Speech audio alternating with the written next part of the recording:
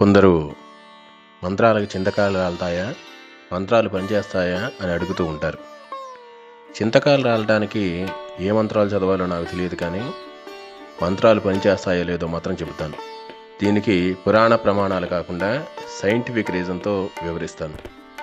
ఒకరు ఎవరైనా మిమ్మల్ని కఠిన పదాలతోటి, అశ్లీల పదాలతోటి దూషించారనుకోండి, ఏమవుతుంది? మీ మెదడు వాటిని గ్రహించి విశ్లేషిస్తుంది. మీలో రక్త ప్రసరణ వేగం, గుండె కొట్టుకునే వేగం పెరుగుతుంది.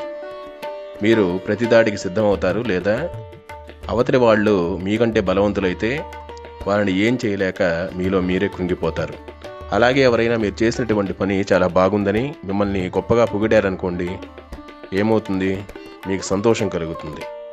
మీరు ఇంకా ఉత్సాహంగా మీ పనుల్ని చేయగలుగుతారు.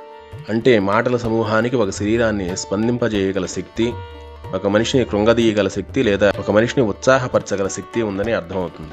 సామాన్య పదాలకి అంత శక్తి ఉంటే ఇక పవిత్రమైనటువంటి మంత్రాలకి ఎంత శక్తి ఉండాలి చెప్పండి. సామాన్య పదాలు మనలోని నెగిటివ్ ఎనర్జీని, పాజిటివ్ ఎనర్జీని మేల్కొలిపినట్లుగానే మంత్రాలనేవి మనలో ఉన్నటువంటి ఆధ్యాత్మిక శక్తిని మేల్కొలుపుతాయి. మనం తినే తిట్లు, పొందే పొగడ్తలు మన భాషలోనే అయితే అవి మనకింకా బాగా అర్థమవుతాయి. మన శరీరం కూడా వాడికి బాగా రెస్పాండ్ అవుతుంది. వాటిని మనం చక్కగా అర్థం చేసుకోగలుగుతాం, అనుభూతి చెందగలుగుతాం. కాబట్టి అలాగే మంత్రాన్ని కూడా అనుభూతి చెందాలి. ఉదాహరణకి ఓం నమ శివాయ అనే పంచాక్షరి మంత్రాన్ని తీసుకుందాం.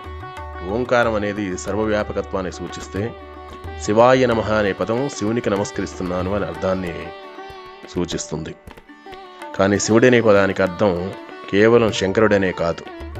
శివుడనే పదానికి అర్థం శుభములను కలిగించేవాడు, మనలోని అర్షడ్వర్గాలనే శత్రువుని సంహరించే సంహారకుడు, శాశ్వతుడు అయినటువంటి శివునికి నేను నమస్కరిస్తున్నాను అని అనుభూతి చెందుతూ ఆ మంత్రాన్ని పఠిస్తే అది మన శరీరం పైన, మన జీవితం పైన ఎంతో ప్రభావం చూపిస్తుంది.